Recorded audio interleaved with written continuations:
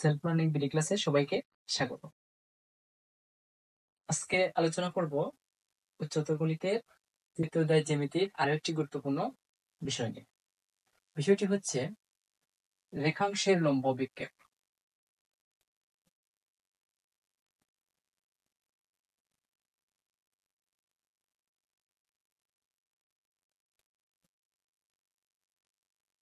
রেখাংশের লম্ব অভিক্ষেপ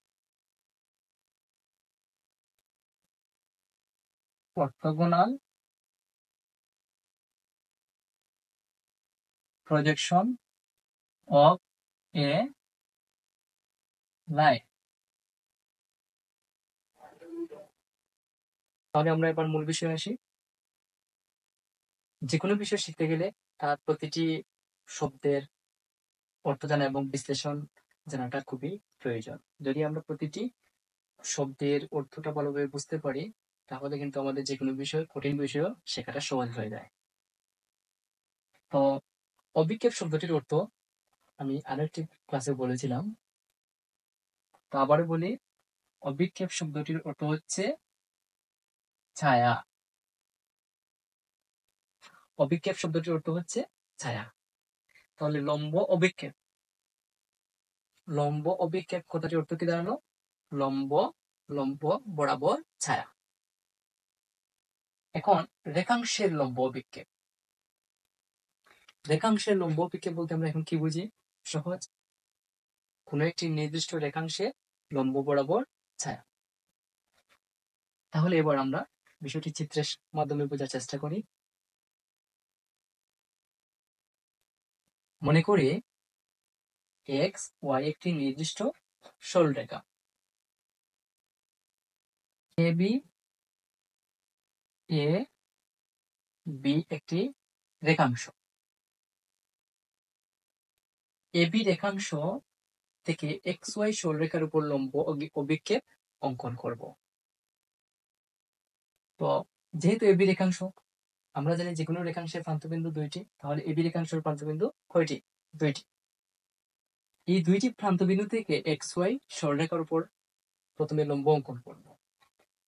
এ বিন্দু থেকে এক্স ওয়াই সরলরেখার উপর আমি লম্ব অঙ্কন করলাম এ এ প্রাইম।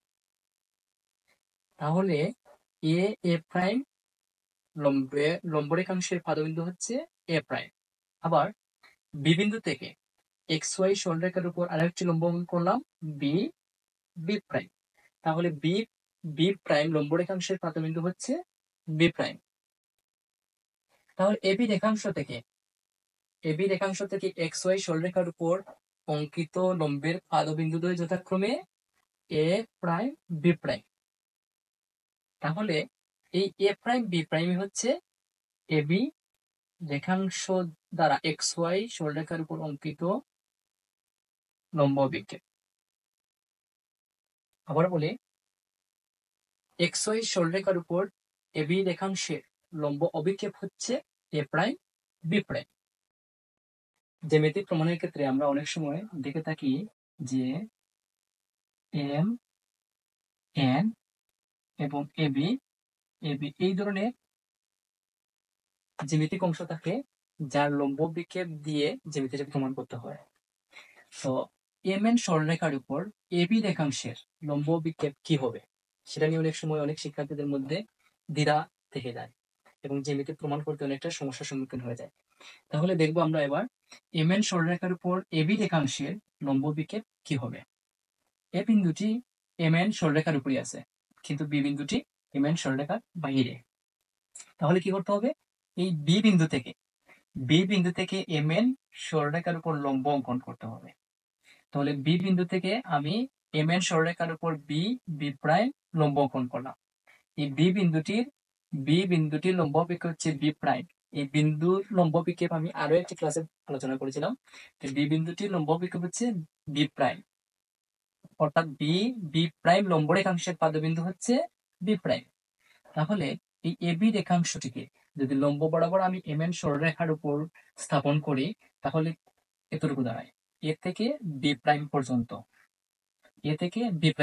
তাহলে এই এম এন সরলরেখার উপর এবি রেখাংশের লম্ব অভিক্ষেপটা হচ্ছে এ ভি প্রাইম। আশা করি সবাই বুঝতে পেরেছ। মনে করি পি কিউ একটি নির্দিষ্ট সরলরেখা এবং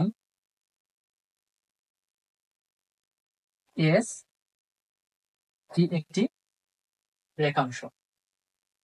তাহলে এস থেকে যদি পি কিউ সরলরেখার উপর এস এস প্রাইম লম্ব হয়, তাহলে পি কিউ সরলরেখার উপর এস টি রেখাংশের লম্ব বিক্ষেপ কি হবে? আবারও বলি, পি কিউ সরলরেখার উপর এস টি রেখাংশের লম্ব বিক্ষেপ কি হবে? সবাই কমেন্টে লিখে জানাবে। ধন্যবাদ সবাইকে।